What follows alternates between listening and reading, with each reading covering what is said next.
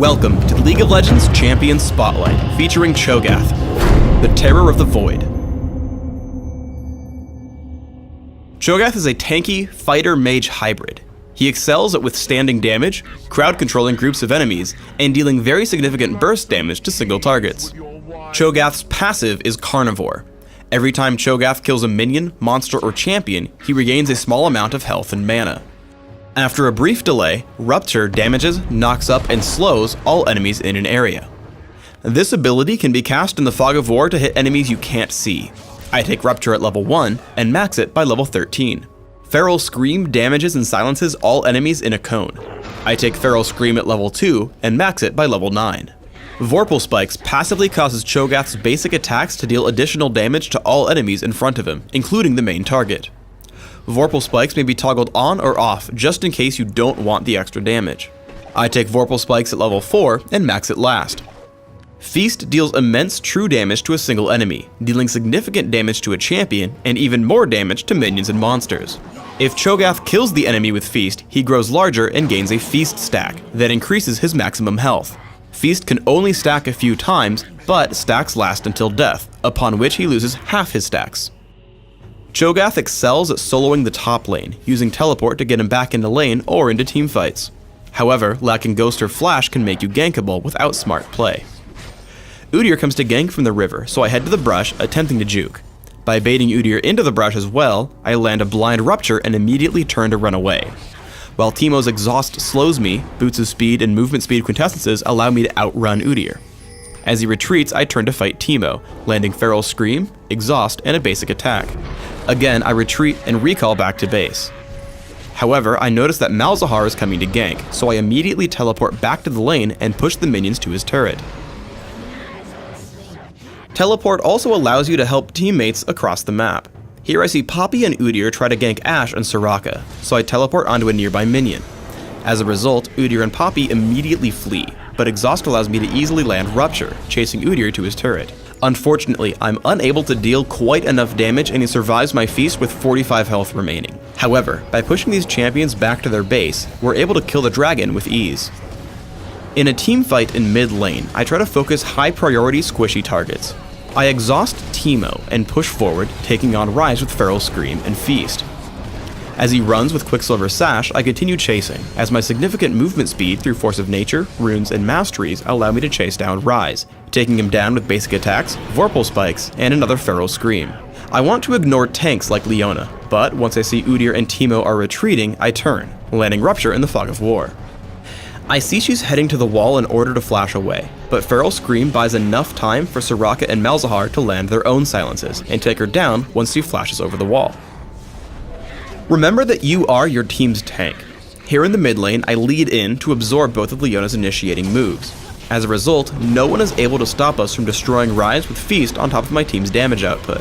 Once Udyr comes out from my exhaust, I prioritize him as the most disruptive target on the enemy team, tagging him with Rupture and Feral Scream. Unable to hurt my allies, he tries to run away, but I lead in with Rupture, preventing his escape and taking a win in the fight. The worst habit you can have as Cho'gath is chasing a target for too long.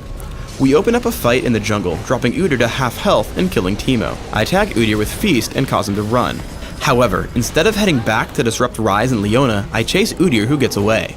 As a result, most of my team dies before I can make it back to the fight. Sometimes you need to play more defensively, protecting your team instead of assassinating enemies. I lead Poppy with Rupture, but Ashe stops her with Enchanted Crystal Arrow. I stay on Udyr, as he will deal tons of damage to our Ashe with his Trinity Force. Feast sets up Ashe for a free kill, and I look around, seeing Leona extremely low on health. I take her down as she pushes onto my team, and look for targets again. As Ryze runs away, I turn around for Poppy, and then to Teemo once she runs away.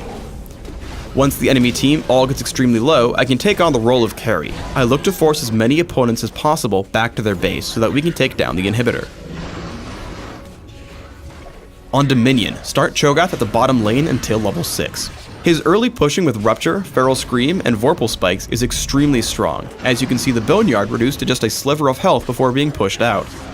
Play Cho'gath as a burst caster, specifically focusing on high damage enemies. I head for Shaco, landing Feral Scream and hitting Feast as he walks across me. As he gets away, I turn onto a Mumu, who tags me with his ultimate. However, I notice Shaco deceive back into the fight. I sense him going for our Lux, so I walk up to her directly on top of Shaco as he exits stealth. As a result, we take him down with Feral Scream, and Lux survives. Cho'gath is also a great defender. Malzahar pushes towards our quarry, but I line up Rupture and Feral Scream, taking out much of the minion wave. Once the minions are cleared, I head in toward Malzahar, forcing him to completely give up on the point as I head back up to support the rest of my team. By building cooldown reduction and health regeneration through Frozen Heart, Shirelia's Reverie, and Force of Nature, Cho'gath can siege points for a very long period of time. I push in on the windmill with my team, harassing Vayne before diving for the kill with the active on Shirelia's Reverie plus Feast. Then I'm able to tag Fizz with Feral Scream, keeping him from escaping as Shyvana and I take him down. After taking the point, we regroup to defend the windmill. Seeing Vayne get tagged, I run in just to damage her with Feast. The resulting damage lets Shaco deceive from across the screen to kill her with 2 Shiv poison.